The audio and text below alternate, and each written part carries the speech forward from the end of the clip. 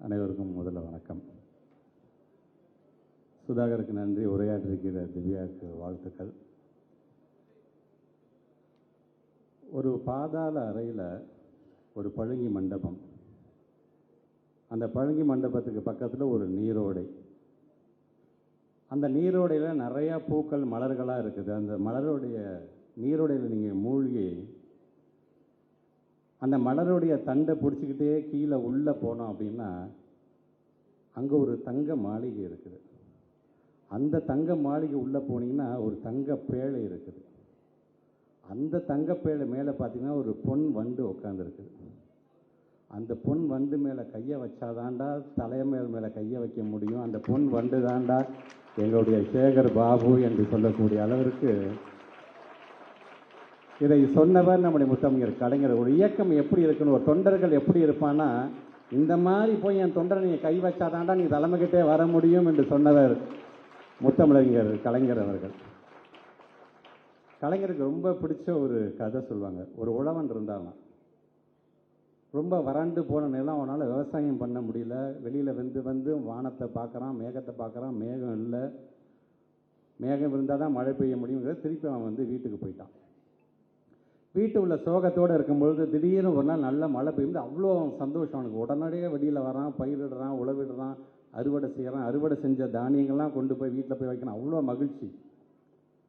இப்படி மகிழ்ச்சியாக இருக்கும்போது அவன் ஒன்று மறந்துட்டான். அடடா, இவ்வளோ மகிழ்ச்சியாக இருக்கும்போது அந்த மேகத்துக்கு நம்ம நன்றி சொல்ல மறந்துட்டோமே அப்படின்னு வீட்டை விட்டு வேகமாக ஓடி நன்றி சொல்றதுக்காக மேலே பார்க்குறான். அந்த மேகம் தன்னை மழையாக கரைத்து கொண்டு அங்கிருந்து அது மறைந்து போய்விடுகிறது. அந்த மேகம் தான் நம்முடைய முத்துவேல் கருணாநிதி ஸ்டாலின் என்கின்ற நம்முடைய இயக்கத்துடைய தலைவர், நம்மை நாளும் இயக்குகின்ற தலைவர். பழுத்த மரமெல்லாம் இங்கே உட்காந்துருக்கீங்க. பல கல்லடிகள் பட்ட மரங்கள் நீங்கள் எல்லாருமே. எல்லா ஆர்ப்பாட்டத்திலும் எல்லா போராட்டங்களிலும் நீங்கள் சிறை சென்றவர்கள். நம்ம இயக்கம் வந்துவிட வேண்டும். நம்முடைய தலைவர் அடிக்கடி சொல்கிறாங்க தான், இன்னும் அறிவாலயம் எங்கே இருக்குதுன்னு கூட தெரியாமல் உழைத்து கொண்டிருக்கின்ற அந்த உடன்பிறப்புகளை இதயத்தில் நிறுத்துங்கள்னு சொல்கிறாருன்னு பார்த்தீங்கன்னா, அப்படி உழைத்தவர்கள் நீங்கள்.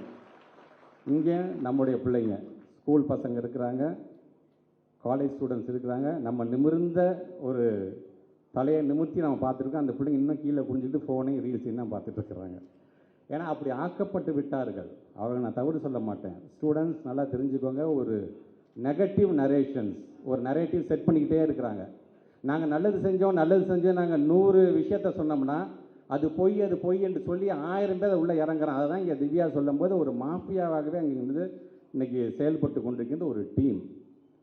ஆக அப்படிப்பட்ட ஒரு இடத்துல தான் இப்போ தமிழன் பிரச்சனை நான் சொன்னாப்பில் என்கிட்ட பக்கத்தில் உட்காரும் பொழுது, இவ்வளோ நலப்பணிகள் செய்கிறோன்னே நம்மளோட கூட இருந்துட்டு இப்போ திடீர்னு நம்ம விட்டு பிரிஞ்சு போய் நம்மளை பற்றி இப்படிலாம் பேசுகிறாங்கண்ணே, நேற்று கூட ஒரு அமைச்சர் இப்படி பேசிட்டாருண்ணே அப்படின்னு ரொம்ப ஒரு வருத்தத்தோடு சார். இந்த சீரா புராணம் தெரியும் எல்லாத்துக்குமே, உமர் புலவர் எழுதுனே சீரா புராணம். அதில் ஒரு சின்ன ஒரு நிகழ்வு வரும். என்ன நிகழ்வுனா, அந்த மான், ஆண் மான், பெண் மான், குட்டி மான் பிறந்து 3 மாதம் குட்டி மான்லாம் மேய்ஞ்சிட்டு இருக்கும்போது திடீர்னு ஒரு வேடம் வந்துடுறான். அந்த வேடம் வந்தோடனே அந்த ஆண் மானு குட்டி மானு ஓடிடுச்சு, பெண் மான் மட்டும் மாட்டிக்கிடுச்சு அந்த வேடன்ட்ட. அந்த வேடன் அதை பிடிச்சிதான் அந்த பெண் மான் கெஞ்சுது, என்னை விட்டுருங்கன்னு கெஞ்சுது. அப்போ அந்த பக்கமாக நபிகள் நாயகம் வராரு. நபிகள் நாயகம் வரும்போது அந்த வேடன்ட்டு இந்த பெண்மான் கெஞ்சுவதை பார்க்குறாரு. என்னை விட்டு, என்னை தேடி இந்த ஆண்மான் துயரத்தில் இருக்கிறோம், எனக்கு பிறந்த குழந்தை ஒரு 3 நாள் தான் ஆகுது, அதுக்கு நான் பால் கொடுக்கணும், என்னை விட்டு என்று கெஞ்சும்போது நபிகள் நாயகம் சொல்கிறாரு, அந்த வேடன்ட்ட பார்த்து, பாவமாக இருக்குதுல்ல அதோட கதையை கேட்கும்போது, தயவுச்சு விட்டுட்டு நீ போயிடன்னு என்று சொல்கிறார். இல்லை அந்த மான் சொல்லுது, இல்லை நான் போய் பால் கொடுத்துருந்தாச்சு திருப்பி நான் உங்ககிட்ட வந்துடுறேன் என்று சொல்லும் பொழுது, அதுதான் சொல்லுது இல்லை, அது விட என்று நபிகள் நாயகம் சொல்லிக்கிறார். உடனடியாக இந்த வேடன் சொல்கிறா, இல்லை நான் ஒத்துக்க முடியாது, நான் எப்படி நம்புவது என்று சொல்ல நபிகள் நாயகம் சொல்ல, நான் ஜாமீனாக உட்காடுறேன், நான் நீ அந்த மான் போயிட்டு வரட்டும், எனக்கு அது போயிட்டு வருங்கிற நம்பிக்கை எனக்கு இருக்குதுன்னு சொல்லும் பொழுது அந்த பெண்மான் வேகமாக ஓடுதான். தன்னுடைய குட்டி மானுக்கு பால் கொடுக்கறதுக்காக வேகமாக ஓடுதான். அப்படி ஓடும்போது அதை திருக்கக்கூடிய அந்த தாய்ப்பால் கீழே கொட்டிக்கிட்டே வரதை பார்க்கும்போது அவர் எப்படி அந்த ஊமையோடு சொல்கிறாருன்னா, வெண்ணிலாவினுடைய நிலவு போல அது மின்னுகிறது வெள்ளையாக என்று உமர் புலவர் எழுதுகிறார். அது போகுது, அந்த குட்டிக்கு பால் கொடுக்குது. பால் கொடுத்த அடுத்த நிமிஷம் அங்கே இருக்க அவங்களுடைய ஃபேமிலி மெம்பர்ஸ்லாம் சொல்லுது, நான் திருப்பி வேடங்கிட்ட நான் போய் ஆகுன்னு சொல்லி அவங்களாம் சொல்கிறாங்க, போயிடாத, போன அந்த வேடன் உன்னை கொண்டுருவான், தயவுசெய்து நீ போயிடாத அப்படின்னு சொல்கிறாங்க. அப்போ அது சொல்லுது, சொன்ன வாக்கை காப்பாற்ற முடியலன்னா அதுக்கு ஒரு புலிகிட்ட அடிபட்டு சாவுறது மேலு, எனக்காக அங்கே நபிகள் நாயகம் அங்கே காத்து கொண்டு இருக்கிறார், நாங்கள் போக வேண்டும் என்று அந்த பெண்மான் வருது. அதை பார்த்தோன்னு அதோடைய நாணயத்தை பார்த்துருக்கோம். அந்த வேடன் வந்து அந்த பெண்மானை விடுவிச்சுட்டு நபிகள் நாயகத்தை ஐயா அவர்களுக்கு வந்து வணக்கம் சொல்லிட்டு விடைபெறுவதாக உமறு புலவர் சீரா புராணத்தில் எழுதியிருக்கிறார். இன்றைக்கி அந்த உமறு புலவர் இருந்திருந்தார் அப்படின்னா சீரா புராணத்தை எழுதி விட்டு நபிகள் நாயகத்துக்கு என்ன தெரியுமா சொல்லியிருப்பார், போயிட்டு வந்துடுறேன்னு சொல்லிட்டு போயிடுவாங்கய்யா, இவங்க நம்பிக்கிட்டு நீ ஜாமீன் உட்காந்துடாத, அவங்ககிட்ட வரவே மாட்டாங்க, ஏன்னா இன்றைக்கு அவருக்கு அந்த பதவி வெறி அப்படி பிரித்து ஆட்டிக்கிறது என்று கன்க்ளூட் பண்ணியிருப்பார்.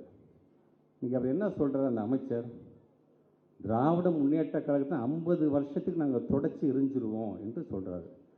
தொடக்கிறதுக்கான தொடப்பமாக நீ இருக்கலாம், ஆனால் நாங்கள் தூசி அல்ல, நாங்கள் தூண்கள், மாநில உரிமைகளை காப்பாற்றிய தூண்கள் நாங்கள். இந்தி திணிப்பு என்று வரும்போது எழுந்து நின்ற தூண்கள் நாங்கள்.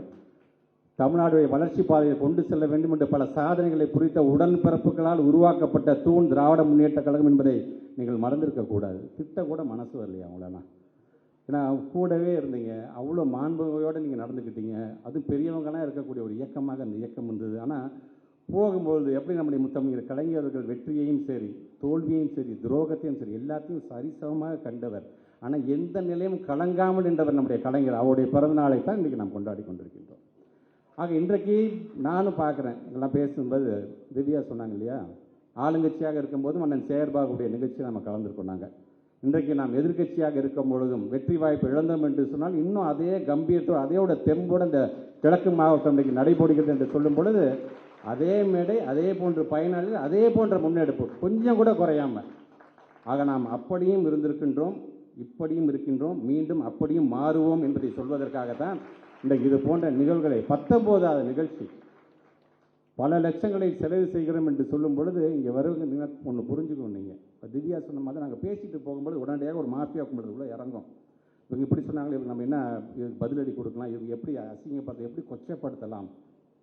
எல்லாருமே குடும்பத்துக்காரங்க தானேப்பா, எல்லாருமே உங்கள் வீட்லேயும் படித்த பிள்ளைங்கள்லாம் இருக்காங்க தானே, அந்த பெற்றவங்களாம் நீங்கள் தான் இன்னமேட்டு உங்கள் பிள்ளைங்களுக்கு நீங்கள் அறிவுரை சொல்ல வேண்டும். ஆல்மோஸ்ட் இன்றைக்கி இருக்கக்கூடிய தகவல் என்ன தெரியுமா, அந்த சின்ன பிள்ளைங்க சொல்லி நான் ஓட்டு போட்டுட்டேன், சின்ன பிள்ளைங்க சொல்லி ஓட்டு போட்டேன்னு சொன்னாங்க பார்த்தீங்களா, அந்த பெரியவங்க ஏறத்தாழ 30% பேர் இன்றைக்கி வருத்தப்படுகின்ற அளவிற்கான இன்றைக்கி நமக்கு ரிப்போர்ட் வந்துக்கிட்டு தான் இருக்கின்றது. அதான் இங்கே பிரச்சனை சொல்லும்போது ஏன்னா இப்போ எனக்கு என்ன ஆச்சரியம்னா, தேர்தலுக்கு முன்பு நம்மளை எதிர்த்து பிரச்சாரம் பண்ணார் யார், இன்றைக்கி இருக்கக்கூடிய சிஎம் சார். தேர்தல் முடிஞ்சதுக்கு பிறகு நமக்கு இப்போ ஆதரவாக பிரச்சாரம் பண்ணிகிட்டு இருக்கிறார். நிதி ஆயோக்கில் உட்காந்துக்கிட்டு ஆமாங்க தமிழ்நாட்டில் பார்த்தீங்கன்னா எஜுகேஷன் நல்லா இருக்குங்க, இங்கே இருக்கிற ஹெல்த் ரொம்ப நல்லா இருக்குங்க, பெண்கள் பாதுகாப்பாக இருக்கிறார்கள், ஒட்டுமொத்தமாக இந்தியாவில் 42% பெண்கள் வேலை செய்கிறார்கள் என்று சொன்னால் அதுக்கு காரணம் அது தமிழ்நாட்டை சார்ந்திருக்கின்ற பெண்கள் தான் அப்படின்னு அவர் சொல்லும் பொழுது இப்போ தான் சரியாக ஒழுங்காக அழகாக உண்மையை யாரும் எழுதி கொடுத்துருக்காங்க அவருக்கு. ஆக அப்படிப்பட்ட நம்முடைய சிஎம் சார் இருக்காங்க பார்த்தீங்களா, தேர்தலுக்கு முன்பு ஒன்று பேசுகிறீங்க, தேர்தலுக்கு பின்பு ஒரு எங்களுடைய சாதனை பற்றி பேசுகிறீங்க. இப்போ எந்த விஜயை நாங்கள் நம்புவது, நடிகர் விஜயவா அல்லது மாண்புமிகு முதலமைச்சர் விஜயை நாங்கள் நம்புவதா, நீங்கள் தான் சொல்ல வேண்டும். நாங்கள் என்ன சொன்னோம், இப்போ நினச்சி பாருங்கள், இப்போ திராவிட மாடல் 2.0 வந்திருந்தால் என்ன மாதிரியான டிஸ்கஷன் தலைமைச் செயலகத்தில் ஓடி இருக்கும்.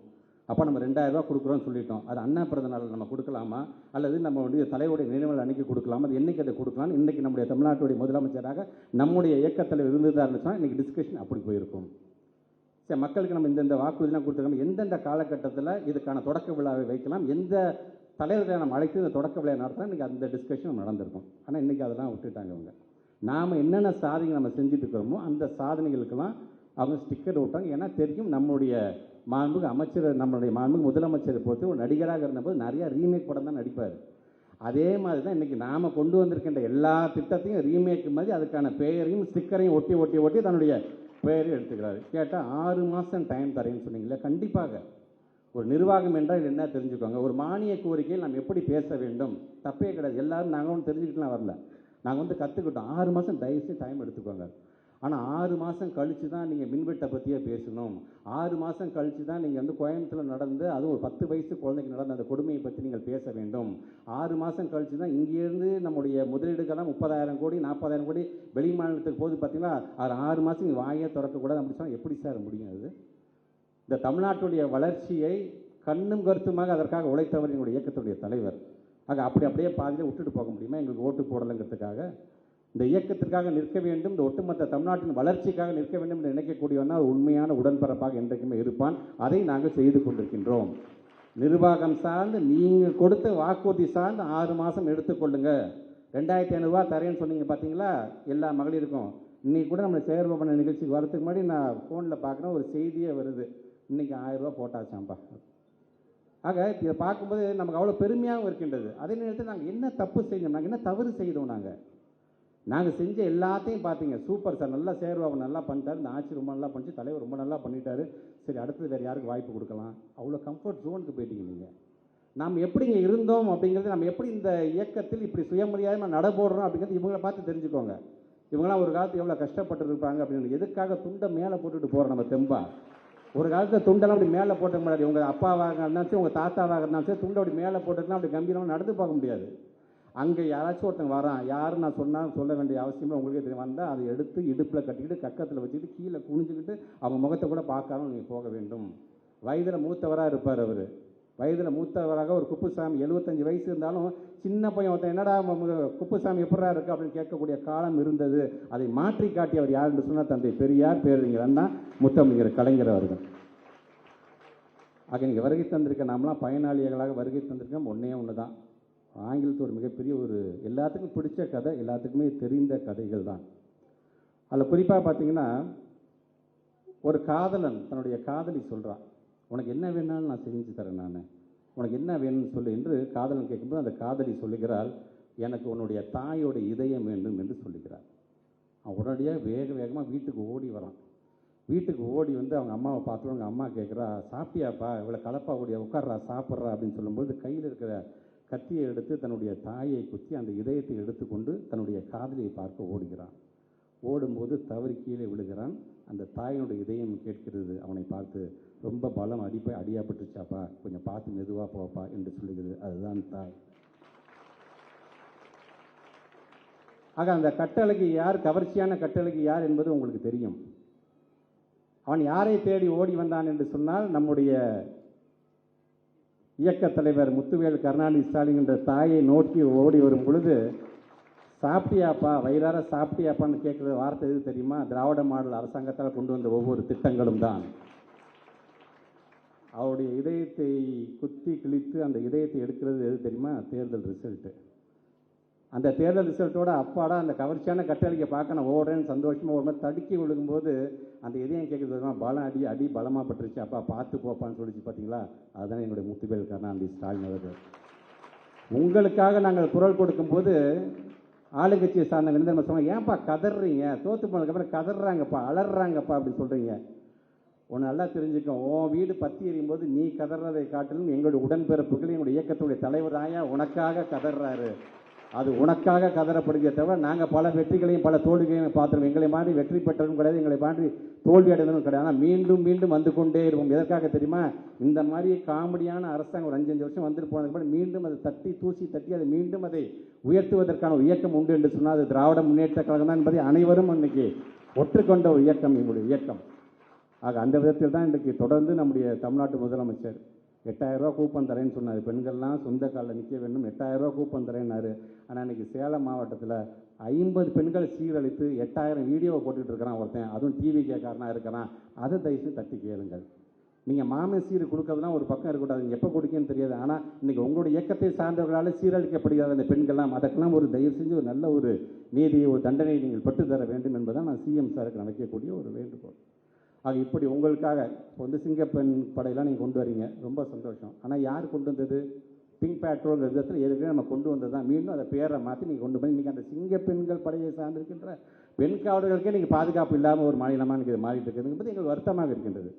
ஒன்று நல்லா தெரிஞ்சுக்கோங்க, தமிழ்நாட்டில் இருக்கும்போது நமக்கு இது வருத்தமாக தெரியாது. நீங்கள் அடுத்த ஸ்டேட்டுக்கு போகும்போது என்னங்க உங்கள் ஸ்டேட்டில் எப்படிலாம் நடக்குதாம்பலன்னு கேட்கும்போது தான் நம்ம வெக்கி தலை குனிய வேண்டிய ஒரு சூழ்நிலை வரும். அது போன்ற சூழ்நிலை தயவுசெய்து நம்முடைய மாநிலத்திற்கு நீங்கள் உருவாக்கி தந்துடக்கூடாது என்பதுதான் சிஎம் சாருக்கு நான் வைக்கக்கூடிய ஒரு மிகப்பெரிய ஒரு வேண்டுகோள். அதுவும் இப்போ ஸ்கூலில் பார்த்தீங்கன்னா நீங்கள் உள்ளே நுழைஞ்சு அவங்க அடிக்கக்கூடிய அட்ராசிட்டி போன உடனே கேட்குற முதல் கேள்வி, விஜய் சார் படத்தை பார்த்துருக்கீங்களா, தளபதி படத்தை பார்த்தீங்க, என்ன படம் கடைசியாக பார்த்தீங்க அப்படின்னு உள்ளே பூந்து கேட்குறாங்க. கேட்கக்கூடிய கேள்வியாது. ஒரு மருத்துவமனைக்கு போனால் அங்கே இருக்கக்கூடிய ஃபெசிலிட்டிஸ் என்ன, இன்ஃப்ராஸ்ட்ரக்சர் என்னன்னு பார்க்க மாட்டாங்க. இப்படி சுற்றி செவரை பார்த்துட்டு எங்கே விஜய் சார் ஃபோட்டோவே காணோம், முதல்ல அதை மாட்டுங்கன்னு சொல்லிட்டு போயிடுறாங்க. சார் இங்கே இந்த இன்ஃப்ராஸ்ட்ரக்சர் குறைபாடுகளாக இருக்கா, முதல்ல விஜய் சார் ஃபோட்டோ மாட்டுங்க, அதுக்கப்புறம் போடுறேன் என்று போகிறார்கள். ஸோ அவங்கவுங்க இஷ்டத்துக்கு தகுந்தாப்போ ஒரு இன்ஸ்பெக்ஷன் செஞ்சால் போதும், அது ரீல்ஸில் போட்டால் போதும், நம்ம ரொம்ப ஆக்டிவாக இருக்கிறோம் என்று நினைத்து கொண்டிருக்கின்றார்கள். நீ ஆக்டிவாக இருக்கணும்னு யாராச்சும் பார்த்து நீ தெரிஞ்சுக்கணும். இங்கே உட்காந்துருக்காரு பற்றியா சேகர் பாபு, இந்த அண்ணன் சேகர் பாபுகளை பார்த்து ஆளுங்கட்சியாக இருக்கும்போது நம்ம எப்படி ஆக்டிவாக இருக்க வேண்டும், எதிர்க்கட்சியாக இருக்கும்போது நம்ம எப்படி செயல்பட வேண்டும் என்பதை பார்த்து தெரிந்து கொள்ளுங்கள் நீங்கள். ஆக இப்படி ஒவ்வொரு இயக்கத்தை சார்ந்திருக்கின்ற நம்முடைய தோழர்களுக்காக நான் சொல்லிக்கொள்வது ஒன்று தான். நாம் என்றைக்குமே திராவிட முன்னேற்ற கழகம் என்கின்ற ஒரு பெருமை வாய்ந்த 75 ஆண்டு காலம் பழமை வாய்ந்த ஒரு இயக்கத்துக்கு சொந்தக்காரர்கள். நம்மால் இந்த இயக்கம் என்கிற விதத்தில் நாம் நம்முடைய உழைப்பை மட்டும் நிறுத்திவிடாமல் இந்த மக்களுக்காக நாம் குரல் கொடுத்து கொண்டே இருப்போம். நம்முடைய இயக்கத் தலைவரும் நம்முடைய இளம் தலைவரும் நமக்கு என்ன கட்டளையிடுகிறார்களோ அதை பின்பற்றி மீண்டு வருவோம் என்று சொல்லி உங்கள் அனைவருக்கும் மீண்டும் ஒரு முறை என்னுடைய வாழ்த்துக்களையும் பாராட்டுகளையும் தெரிவித்து இந்த உரையை நிறைவு செய்கிறேன். நன்றி, வணக்கம்.